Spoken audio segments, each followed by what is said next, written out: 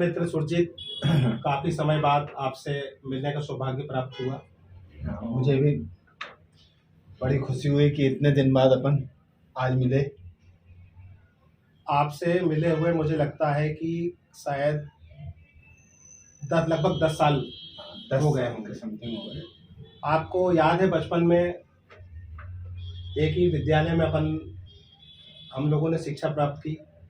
महाविद्यालय में भी शिक्षा साथ प्राप्त करने का सौभाग्य मिला, किंतु किसी कारणवश जो है वो जीविकोपार्जन के सिलसिले में, व्यवसाय के सिलसिले में आप और हम एक दूसरे से अलग हो गए।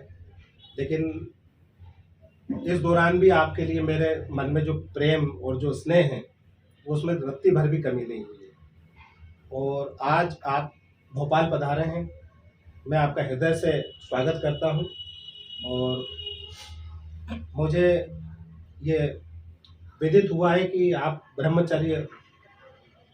कुमारी की शिक्षा में काफ़ी आगे जा चुके हैं आप, और आपका YouTube चैनल भी है और काफ़ी ब्रह्म कुमारी की शिक्षाओं के बारे में आप डेली अपने व्यूज़ जो है दर्शकों से शेयर करते हैं। आपने अपना वीडियो उसमें डाले हुए हैं, कुछ एक वीडियो को देखने का सौभाग्य मुझे भी मिला है। तो मैं सभी जो देखने वाले हैं, मैं उनके लिए ये चाहता हूं कि आप कृपया, यदि ब्रह्म कुमारी की तरफ किसी को जाना है, उनकी शिक्षाओं को जीवन में उतारना है, तो इसका क्या तरीका होगा, इसमें प्रवेश के लिए क्या कोई मतलब योग्यताएं होती हैं, किस प्रकार के मनुष्य जो है इसमें प्रवेश पा सकते हैं और इन शिक्षाओं को अंगीकार कर सकते हैं, कृपया इस बारे में बताने का कष्ट करें। अपन सबसे पहले ये जाने कि ब्रह्मा कुमारी है क्या। जी, ब्रह्मा कुमारी वो संस्था है जिसमें हम सब मनुष्य जो हैं, हम सब मनुष्यों का जो पिता, एक पिता होता है। अभी तक हम ये जो जीवन जी रहे हैं, इसमें हम स्वयं को क्या मानते हैं कि हम देह हैं, देहधारी हैं, पर हम देह नहीं हैं, देहधारी नहीं हैं। हमारी जो वास्तविक पहचान है वो है हम एक आत्मा हैं। जैसा कि हम सुनते हैं, समझते हैं, जानते हैं। हम मंदिरों में जाते हैं, पूजा करने किसी भी मूर्ति के आगे खड़े हो जाते हैं, भल पति पत्नी हो, पूरा परिवार हो, पर हम क्या बोलते हैं? मात पिता तुम, बालक हम तेरे। तो हम सभी, बीवी भी, बच्चा भी और पति भी, सब उस भगवान को माता पिता बोल रहा है। तो क्यों बोल रहा है? इसका मतलब ये है कि हम सब उस एक पिता परमात्मा की संतान है। और ब्रह्मा कुमारी जो संस्था है उसमें पिता निराकार परमात्मा ही आत्माओं को ज्ञान देता है। तो सबसे पहली बात हुई कि हम देह नहीं हैं, देहधारियों से हमारे संबंध अल्पकाल के होते हैं, क्योंकि जैसे देह विनाशी होता है, जब हम आत्माएं इस देह को त्याग देती हैं, छोड़ देती हैं, तो ये देह क्या हो जाता है? मुर्दा हो जाता है, नश्वर। इसको अपन ने जला दिया। पर जो आत्मा, जिसको हम प्राण बोलते हैं, वो प्राण इस देह में से निकलकर दूसरा देह धारण कर लेती है। तो इससे ये तो सिद्ध हो गया कि हम आत्मा अजर अमर अविनाशी हैं, मरते नहीं हैं। अब जिस प्रकार इस देह का पिता एक देहधारी है, हमारे पिता को हम जानते हैं कि देहधारी है। जैसे मेरे पिता का नाम राम सिंह रघुवंशी, आपके पिता का नाम जमुना सिंह, स्वर्गीय श्री जमुना सिंह परिहार जी, है ना। तो ऐसे ही अब हम ये सोचें कि हमारे देह का तो पिता हमको पता था, पर हम एक निराकार आत्मा है। तो उस आत्मा का पिता कौन? उस आत्मा का पिता वही है जिसको हम मंदिरों में पुकारते हैं। सब लोग खड़े होके एक साथ बोलते हैं, मात पिता तुम हमारे, बालक हम तुमरे। तो इसका मतलब हमारे माता पिता एक निराकार परमात्मा है, और वही परमात्मा ब्रह्मा कुमारीज में अभी सच्चा सच्चा गीता का ज्ञान देते हैं। जैसा हम गीता शास्त्र में पढ़ते हैं, काम महाशत्रु है, काम, क्रोध, लोभ, मोह, अहंकार, ये 5 विकार जो होते हैं ये मानव को गर्त की ओर ढकेलते हैं। आपका और कहना है अर्थात काम, क्रोध, मद, लोभ, लोभ, मोह, मोह। अहंकार, ये जो 5 विकार हैं, ये 5 विकारों ने हमको गर्त में ढकेला है। आज जो भी हम एक दूसरे के प्रति घृणा रखते हैं, द्वेष रखते हैं, एक दूसरे से जो भी दुश्मनी पैदा होती है, क्रोध आता है हमको, तो वो सब आता है ये 5 विकारों के कारण, इस देह के कारण। यदि हम ये समझ गए कि हम देह नहीं, हम एक कौन, आत्मा है। आत्मा भ्रकुटी में निवास करती है और वही आत्मा जब तक इस शरीर में है, जब तक ये जीवात्मा है, काम कर रहा है शरीर, और जब इसमें से आत्मा निकल गई तो ये मुर्दा, जला दिया, अपने सब सगे संबंधी रिश्ते विश्ते सब खत्म। अब वही आत्मा एक दूसरी जगह जाके जन्म लेगी, उसको दूसरा देह मिलेगा, उस देह के दूसरे सगे संबंधी मिल जाएंगे, नए संबंधों का निर्माण होगा। हाँ, हो जाएगा। पर उस आत्मा का जो संबंध है, एक अविनाशी संबंध है, वो है परम पिता परमात्मा शिव के साथ, अर्थात जो उसके अविनाशी पिता है, अविनाशी पिता है, सदा का पिता है, हर काम में उसका साथी सहयोग। जैसे हम मान लें हम कहीं जा रहे हैं, हमारा एक्सीडेंट हो गया, तो हम सबसे पहले हमको लग जाती है तो क्या बोलते हैं, हे भगवान क्या हुआ, तो हमारी नजर कहाँ गई, ऊपर गई जी। तो नजर ऊपर गई तो इसका मतलब हुआ कि ऊपर हमारा कोई रिश्ता है जी जी। तो ऊपर हमारा पिता निराकार परमात्मा रहता है, उस धाम को हम मुक्ति धाम बोलते हैं, परम धाम, मुक्ति धाम, शांति धाम। अब वहां से वो पिता परमात्मा निराकार इस धरा पर पढ़ाने के लिए आया, गीता ज्ञान सुनाने आया। हम आज तक शास्त्रों में क्या पढ़ते हैं, गीता का ज्ञान श्री कृष्ण ने महाभारत के युद्ध में अर्जुन को दिया। हाँ, दिया जी। पर अर्जुन जिस वक्त था उस वक्त उस ज्ञान की जरूरत नहीं थी, और न ही उस समय जिस प्रकार के पापाचार अनाचार आएंगे उस वक्त इस ज्ञान की जरूरत पड़ेगी। और अभी हम क्या देख रहे हैं, अभी कलयुग आ गया है, कलयुग का अंत आ गया है। अब हम देखते हैं चारों तरफ घृणा, द्वेष, ईर्षा, काम विकार की कितनी प्रधानता है, नशे, मतलब सब चीज की घोर बढ़ गए हैं, बहुत ज्यादा हो गए हैं। तो ऐसे समय पे आके वो भगवान पिता निराकार परमात्मा अनेक धर्म जो फैल गए हैं उनको अधर्म बोलेंगे हम, धर्म केवल एक ही होता है जी, आदि सनातन देवी देवता धर्म।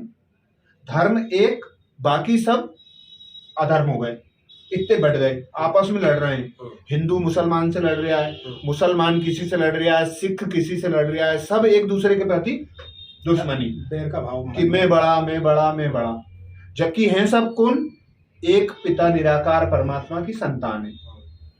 बोलते भी हैं हिंदू, मुस्लिम, सिख, ईसाई आपस में सब भाई, पर भूल गए कि हम सब एक आत्मा है, हमारा पिता परमात्मा है।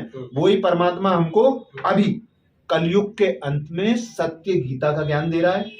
वही परमात्मा बता रहा है कि तुम ये शरीर नहीं हो, तो अब खुद को आत्मा अनुभव करो, मैं एक आत्मा हूं, इस भ्रकुटी सिंहासन पर विराजमान हूं, इस देह को चलाने वाली हूं, एक शक्ति हूं, शिव की शक्ति हूं। मैंने भक्ति मार्ग में आज तक जिस शिवलिंग की पूजा की, वो शिवलिंग कोई और नहीं, मेरा पिता परमात्मा निराकार है।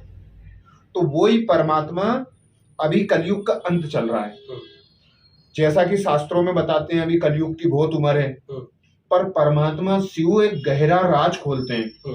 वो ये बोलते हैं सारा कल्प 5000 वर्ष का है, और 5000 वर्ष में से भी अब ज्यादा वर्ष नहीं है, 12, 13, 15 साल ऐसे कुछ बचे हैं। अच्छा, बहुत जल्दी विनाश होने वाला है।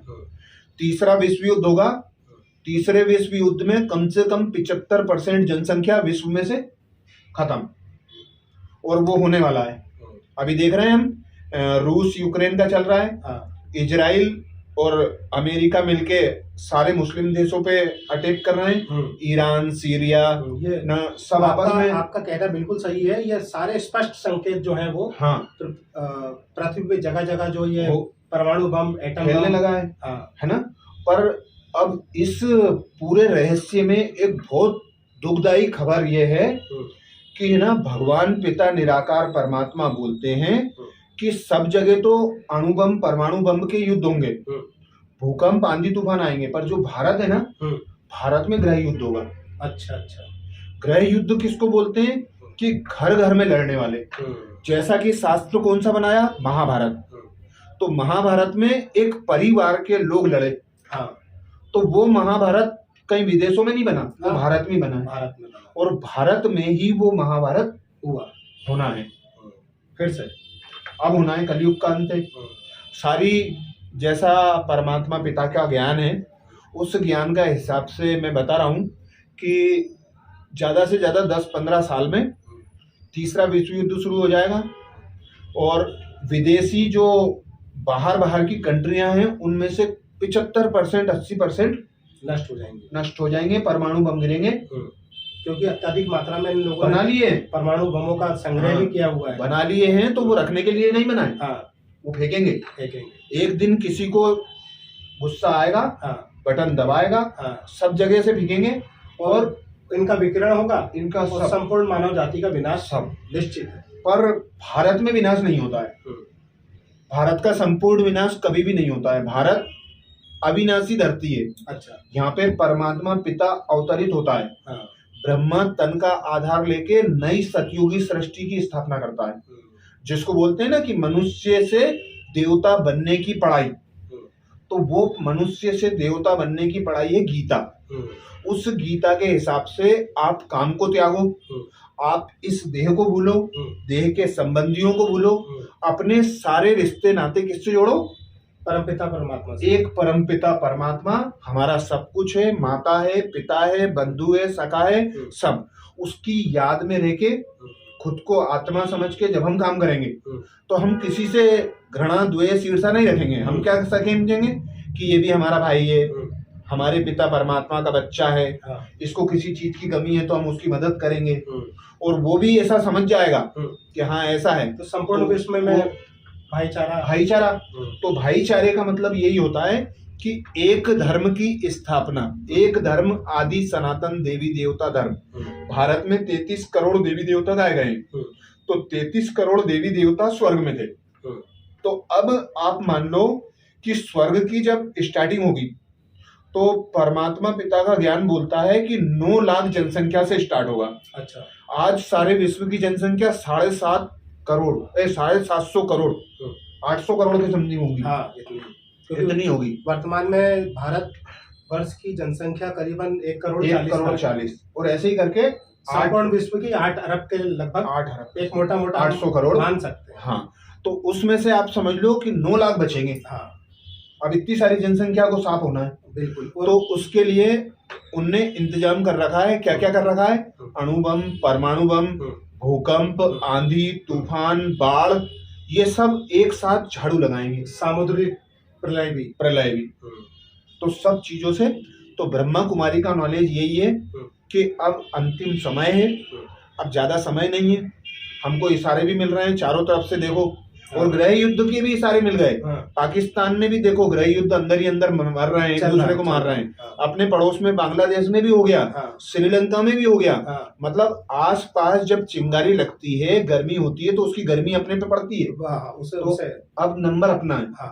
तो इसके लिए सावधानी देते हैं ब्रह्मा कुमारी वाले। डराते नहीं है कि विनाश होना है, वो ये बोलते हैं कि विनाश के पहले अपने आप को पहचान लो कि मैं एक आत्मा हूँ, मेरा पिता निराकार परमात्मा है जी। और उस परमात्मा की याद में जब हम रहते हैं तो हमको सुख शांति, सुख शांति से मतलब ये नहीं है कि हमारे पास बहुत ज्यादा धन दौलत है, बहुत सुख सुविधा के साधन है। आज देखो हर घर में सुख सुविधा के साधन भी हैं, करोड़ों रुपए भी हैं, बहुत धन दौलत भी है, पर कोई धन की रक्षा करने के चक्कर में डरता है कि कोई लुटेरा ना लूट ले। और हर घर में कोई दुखी है, कोई बीमार है, कोई कुछ है, तो दुख का नाम निशान तो हर घर में आज है ही है। हाँ, ये तो स्पष्ट है। एक भी घर ऐसा नहीं है जिसमें रोग ना हो, दुख ना हो, घृणा क्लेश अशांति ना हो। तो वो ही सुख शांति की स्थापना करने के लिए परमात्मा शिव आता है, ब्रह्मा तन का आधार लेते हैं, उस तन के द्वारा ब्रह्मा कुमारियों को एडॉप्ट करते हैं। तो ब्रह्मा कुमारी का मतलब क्या है? जी हाँ, ये बहुत ही अच्छा। अब ब्रह्मा कुमारी का मतलब है कि एक ऐसी संस्था जिसमें परमात्मा पिता आके एक वृद्ध देह के द्वारा हम्म, अपनी संतानें अडॉप्ट कर रहे हैं, हम्म, ब्रह्मा कुमार कुमारियां बना रहे हैं। हम्म, तो जो बच्चे ब्रह्मा कुमार और कुमारियां बनते हैं तो उनके लिए मर्यादाएं हैं। हम्म, मर्यादाएं खान पान की भी मर्यादाएं, हाँ संग दोष भी बताया जाता है। हाँ, मैं यहाँ आपको थोड़ा सा रोकना चाहूँगा और साथ ही माफ़ी भी चाहूँगा आपसे। जैसा कि आप आज करीब 4 घंटे से आप मेरे साथ हैं, मैंने बार बार आपसे आग्रह किया कि कृपया भोजन ग्रहण करें, कृपया नाश्ता ग्रहण करें, कृपया पानी ग्रहण करें, किंतु आपने बड़ी ही विनम्रता पूर्वक बाहर का खान पान जो है वो आपने त्याग आपने रखा है। त्याग दिया है। तो ये क्या बाध्यता है या ये मतलब इस पे थोड़ा सा प्रकाश डालिए। देखो, बाध्यता तो किसी भी चीज की नहीं है जी। हम जैसा पुरुषार्थ करेंगे वैसी हमारी प्रारब्ध बनेगी, है ना। तो जैसा हम बोलते हैं ना कि कर्म के ऊपर हमारा फल डिपेंड करता है, ऐसे ही हम जब अभी सोच लें कि मैं जाके किसी होटल में चाय पीऊं, नाश्ता करूं, जी। तो सबसे पहले हमको ये जान लेना चाहिए कि सबसे ज्यादा जो हमारे संकल्पों का प्रभाव पड़ता है पानी में पड़ता है। अच्छा। पानी तरल होता है, उसकी तरंगे बहुत जल्दी हमारे वाइब्रेशंस को कैच करती हैं। तो मैंने उनके हाथ का या उनके घर का पानी पिया, तो सबसे पहले तो सोचो आप कि उनके घर में एक मांस मटन बना, तो उसकी हत्या, उसके बाद में फिर उनके बीच में जो क्रोध विरोध हिंसा विंसा होती है, क्योंकि जो भी ये तामसिक चीजें खाते हैं उनका मतलब उनमें हलचल होती है। आपका कहने का मतलब है हलचल कि होती है, जिस प्रकार का आप आहार लेते हैं उसी प्रकार का आपका हाँ मन मन, जैसा अन्न वैसा मन, वैसा मन, हाँ। जैसा पानी वैसी वाणी। हाँ। तो पानी की भी शुद्धता हो, अन्न की भी शुद्धता हो, तभी हमारा मन शुद्ध होगा। तो ये एक ऐसा नहीं है कि हम खा नहीं रहे, नहीं खाएंगे, पर है ना, किसी भी चीज को खाते हैं हम, जैसे पानी पीते हैं तो पानी में भी परमात्मा की सकाश दे लो। हम परमात्मा को याद करके पानी पिएंगे तो परमात्मा की कुछ शक्तियां आ जाएंगी। हाँ, समझ गया आपकी बात। हमारे पूर्वज लोग पहले करते थे, हाँ, खाने की थाली रखने के पहले खाना भोग लगाते थे भगवान को, जी, पानी चढ़ाते थे। हाँ। तो वो यही था कि किसी की नजर हमारी थाली पे ना लगे, सबसे पहले परमात्मा को भोग लगाते हैं तो परमात्मा की शक्तियां आती हैं, वो भोग बन जाता है, प्रसाद। तो ऐसे ही ब्रह्मा कुमारी में बताया जाता है कि आप जैसा अन्न खाओगे वैसा आपका मन, और जैसा पानी पियोगे वैसी वाणी। तो जितना हो सकता है हम लोग ये कोशिश करते हैं कि पानी और अपने पवित्र हाथों का भोजन बनाया हुआ खाएं। जैसे भोजन के बारे में अपन जाने की होटल में जाते हैं, तो होटल में हम कहीं बैठ गए थाली सिस्टम पे, तो 60 रुपये 100 रुपये थाली वाली में गए, तो जो बनाने वाले हैं वो क्या सोचेंगे कि 3 रोटी खाए, 4 रोटी खाए, 5 खाए, कम खाए, मेरी कमाई ज्यादा हो जाए। जी। पर एक माँ खाना बनाएगी तो माँ क्या सोचेगी कि मेरा बेटा भरपूर भोजन 2 ज्यादा खाए, वो 2 ज्यादा। तो संकल्प कैसे, वो संकल्प उधर चल रहे हैं कि कम खाए, मेरी कमाई ज्यादा हो। जी। और घर की माता के कैसे चल रहे हैं, मेरा बेटा ज्यादा खाए। तो इसीलिए बच्चों की जो हेल्थ बनती है ना, विकास होता है बचपन में, जो वो उसी कारण बनता है, वो माँ के वाइब्रेशन होते हैं, माँ का प्यार होता है। और फिर बाद में शायद यही कारण है कि बच्चों की लंबाई, बच्चों का शारीरिक विकास जो है 20-22 की उम्र तक होता है, क्योंकि माँ के संरक्षण में रहते हैं। हाँ, माँ के संरक्षण में रहता है, पवित्र रहता है, खान पान की उसकी शुद्धता वैसी रहती है, कोई नशे में नहीं रहता है वो। तो बस यही मेन ब्रह्मा कुमारी की शिक्षा यही है कि एक खुद को आत्मा समझो, पिता निराकार परमात्मा को याद करो, और जितना हो सके सुबह सुबह उठ के भगवान निराकार परमात्मा को याद कर लो, शाम को नुमा श्याम के समय याद कर लो, बस। बाकी तो जो धारणा जैसी रखेगा वैसी उसकी प्राप्ति। अब चर्चा को विराम देते हैं और एक दर्शकों के लिए आखिरी सवाल आपसे करते हैं, ताकि दर्शकों को आपसे प्रेरणा मिले। आपकी दिनचर्या के बारे में थोड़ा हमारे दर्शकों को बताइए। दिनचर्या तो ऐसी रहती है ब्रह्मा कुमारी में, सुबह हम 4 बजे के पहले उठना, अच्छा, बिस्तर छोड़ना जी, उस पिता निराकार परमात्मा को याद करना। तो कम से कम 15-20 मिनट, आधा घंटा, जैसा अपन बैठ सको उस पिता निराकार परमात्मा की याद में अंतर्मुखी होके बैठते हैं और अंतर्मुखी होके नींद आती है तो फिर ओम ध्वनि लगा लो। ओम ध्वनि से भी कैसा होता है, बहुत सारे रोगों का नाश होता है। अच्छा। सुबह सुबह पवित्र वायु क्या होता है, जैसे अमृत वेला के समय को शुद्ध पवित्र मानते हैं। रात में 12-1 बजे तक आसुरी शक्तियां जागृत रहती हैं। 12-1 बजे तक हो जाते हैं। 1 बजे के बाद का जो समय है 2-2:30 बजे के बाद पवित्र पावन समय, शक्तिशाली समय। उस समय अपन को कुछ करना नहीं पड़ता, केवल आप बैठ जाओ, भगवान की याद अपने आप लग जाती है। हम दिन में बैठेंगे तो कहीं किसी की हॉर्न सुनाई दे रही है, कहीं किसी के वाइब्रेशन, कहीं सुबह कोई नहीं, सब कुछ पवित्र। तो सुबह 4 बजे उठ के थोड़ा भगवान को याद करना जी। फिर उसके बाद में भगवान की ज्ञान मुरली आती है, 7 बजे उस मुरली को पढ़ना, उसका मनन चिंतन करना, उसके वीडियो बना के YouTube पे डालना और फिर दिन में 2 घंटे का रेस्ट, खाना खाने के बाद 12 बजे से विश्राम 12 से 2 बजे तक, 3 बजे तक, कभी 1 से 3 भी हो जाता है। तो ऐसा 2 घंटे का आराम। फिर उसके बाद में नुमा शाम को 6:30 से 7:30 बजे तक बाबा को याद करने का। तो याद कर लो बाबा को अंतर्मुखी होके बैठ के, या फिर बाबा के ज्ञान का मनन चिंतन कर लो। बाबा बोलता है कि सुबह सुबह भगवान हमको पिता के रूप में मिलता है, तो पिता से जितनी प्राप्ति करना चाहो कर लो। और शाम के समय जो होता है वो दुखी अशांत आत्माओं को, जो हमने परमात्मा से सुबह शक्तियां ली थी, उन शक्तियों को बांटो।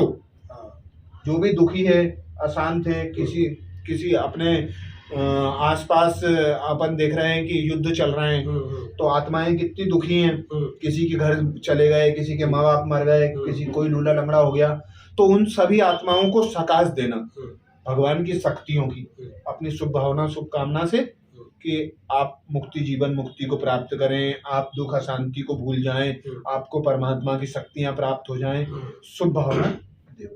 और फिर शाम को सोते समय पोता मेल देते हैं कि दिन भर में मैंने क्या करा, मैंने क्या गलती करी, क्या वो करा। और जितनी बार हो सकता है पानी पियो, तो पानी पीते समय बाबा को याद कर लो। खाना खाते समय बाबा को भोग लगा के खाना खाओ। बाबा भोलेनाथ शिव शंकर, परमात्मा पिता उन्हीं को बोलते हैं, निराकार परमात्मा शिव, वही सब आत्माओं का पिता है। हम सब आत्माएं भाई भाई हैं। बहुत बहुत धन्यवाद आपका, बहुत बहुत आभार। आपने जो आज ये ज्ञान का प्रकाश मेरे और मेरे दर्शकों को दिया, और भविष्य में भी आपसे आशा है कि आप भोपाल पधारते रहेंगे और इसी प्रकार जो है वो आपसे हमारी चर्चाएं होती रहेंगी और लोगों को एक अच्छा संदेश देने का प्रयास मैं आपके साथ मिलके भविष्य में करता रहा। हाँ, वैसे अपने YouTube पे 2 चैनल चलते हैं जी। आप अपने YouTube का उल्लेख करें ताकि दर्शक आपसे जुड़ना चाहें तो जुड़े। एक पांडव शिव शक्ति सेना, जिसपे बाबा का ज्ञान रोज दिन में 3 वीडियो के थ्रू आता है।